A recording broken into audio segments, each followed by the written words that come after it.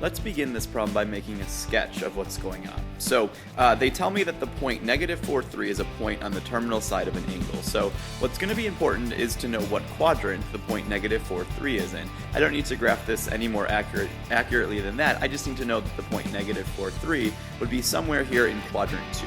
And so what I'm going to do is just put a point in quadrant 2, and I'm going to do two things. I'm going to connect it to the origin, and I'm going to connect it straight down to the x-axis, always to the x-axis, never to the y-axis, in order to make a right triangle. The theta in question then is the angle that's formed again between the x-axis, so theta is going to be down there. Theta is always with the x-angle, or with the x-axis, never with the y-axis. And then, since I know where that point was located, I can use that to find two sides of this right triangle. I counted -4 in the x direction and +3 in the y direction.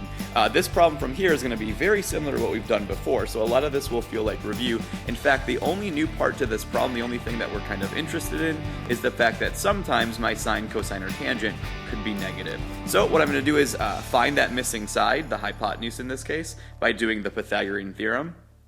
You'll notice I included parentheses around that negative number, so when I square it, my c value, or we'll eventually call it the radius of a circle, is always going to come out to be positive. And in fact, in this case, it's not even an integer, or it's not even an irrational number, it's an integer. So we just get 5 for that missing side, okay? From here, we're going to do the exact same thing we've done in the past. So I think what I'll do next is identify the names of my three sides.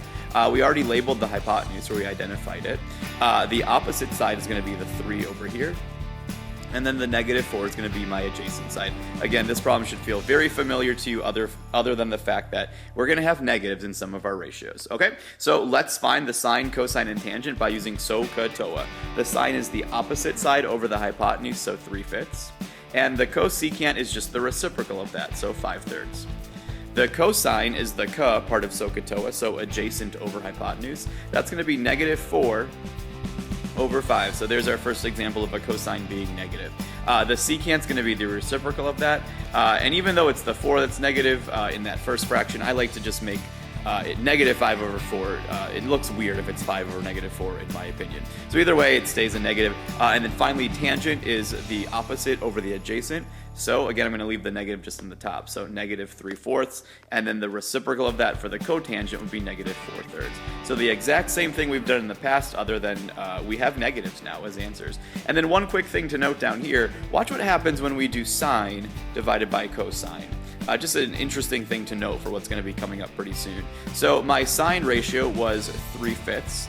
So if I need to use a calculator, I can do that. But I want to take 3/5 and divide that by the cosine. That was -4/5.